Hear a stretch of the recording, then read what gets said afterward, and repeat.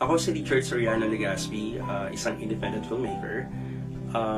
Bahagi ako ng kauna-unahang NCCA Values Short Film Festival. Alam ko, pati ang pag-abroad, nagdadalawang isip ka dahil natatakot ka. Pelikulang ito or maikling pelikulang ito ay pinamagatang Bakit Ako Sinusundan ng Buwan.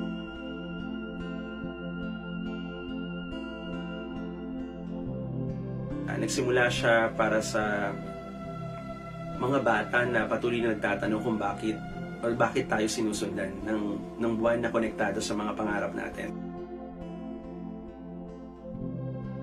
Ang Bakit Ako Sinusundan ng Buwan ay kwento ng relasyon ng mag-ina na si Lino na isang OFW at ang kanyang ina na si Beatrice. Ano ba yan, Lino? Katabi niyo na po ako, ma. Huwag na po kayong tumayo. Isang kwento na kung saan ipaparamdam sa atin kung ano yung pakiramdam ng isang OFW na pagkatapos ng matagal na panahon ay bumalik siya sa kanyang bayan. Pero ang kaibahan dito, ang pagbabalik ni Lino ay hindi yung katulad ng iba na nakapag-ipon, nakapundar, nabuo yung pangarap. Marami sa mga kababayan natin na katulad din ni Lino na pagbalik nila sa Pilipinas, halos lahat wala na sa kanila.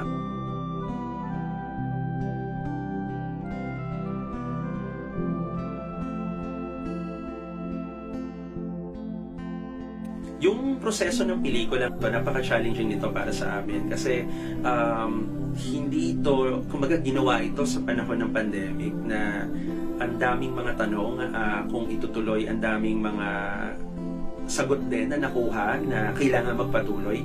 Siguro katulad ni Lino at ng iba pang mga OFW sa nagtatrabaho, syempre, ang daming tanong sa kanila na uwi ba ako? Natatakot ng pamilya ko sa kalagayan ngayon, pero kailangan bang magpatuloy, kailangan bang umuwi? At katulad ng pelikulang ito, masasagot din ng mga characters at masasagot din ng mga manonood kung anong dahilan kung bakit may umaalis at anong dahilan kung bakit kailangan magbalik. Pag sinubukan natin or naranasan natin na magtrabaho sa ibang bansa, pagbalik natin, huwag na nating asahan na pareho pa rin yung mundong darat na natin. Ang isa sa mga pagsubok siguro sa pelikula or sa paggawa ng pelikulang to na hindi ko makakalimutan kumpara doon sa mga nagawa ko na yung paggawa nito sa gitna ng pandemya.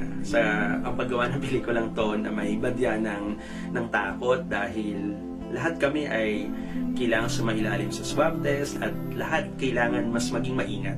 Limitasyon to sa mga nakasanayan na natin sa paggawa ng pelikula na kahit may mga gusto kong bagay na gawin, kahit may gusto mo napakaraming tao maging bahagi ng produksyon, syempre, limitado pa rin.